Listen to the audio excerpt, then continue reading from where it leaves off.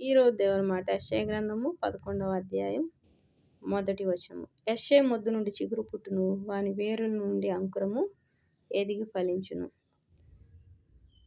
యెషయా మొద్దు నుండి చిగురు పుట్టును. మన దేవుడు చిగురు పుట్టించే దేవుడు. ఆయన యొక్క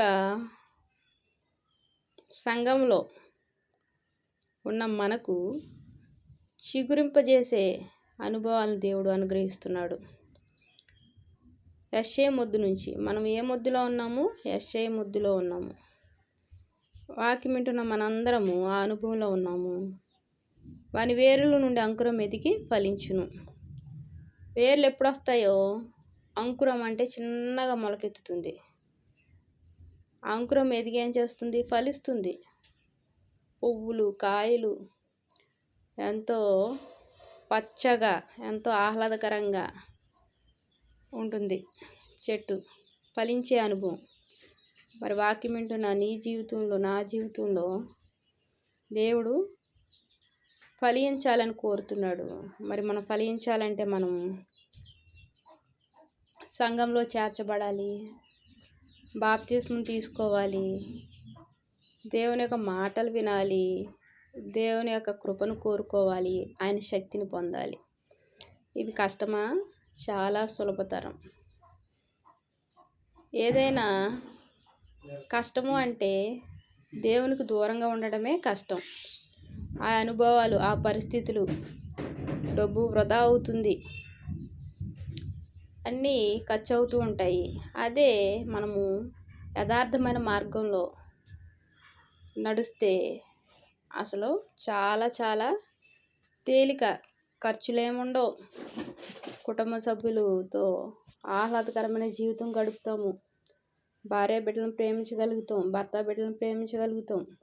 ఈ అనుభవం చాలా తేలికైంది, కఠినమైంది కాదు. మన హృదయమును ముసుగుతో కప్పేసుకుంటే ఎలాగుంటుందంటే తేలికైన మార్గం కష్టంగా ఉంటుంది. అదే ఆ హృదయానికి ఉన్న ప్రతి విధమైన దాన్ని తీసివేసి మనం ఆ యొక్క దేవుని యొక్క యథార్థమైన మార్గంలో జీవించగలిగితే చాలా చాలా సులభతరం. మరి ఎప్పుడైతే మనం దేవుని యొక్క కృపను పొందుకొని ఆయన అడుగుజాడల్లో నడుస్తామో మొద్దు నుంచి చిగురు పుట్టే అనుభవం ఉంటుంది.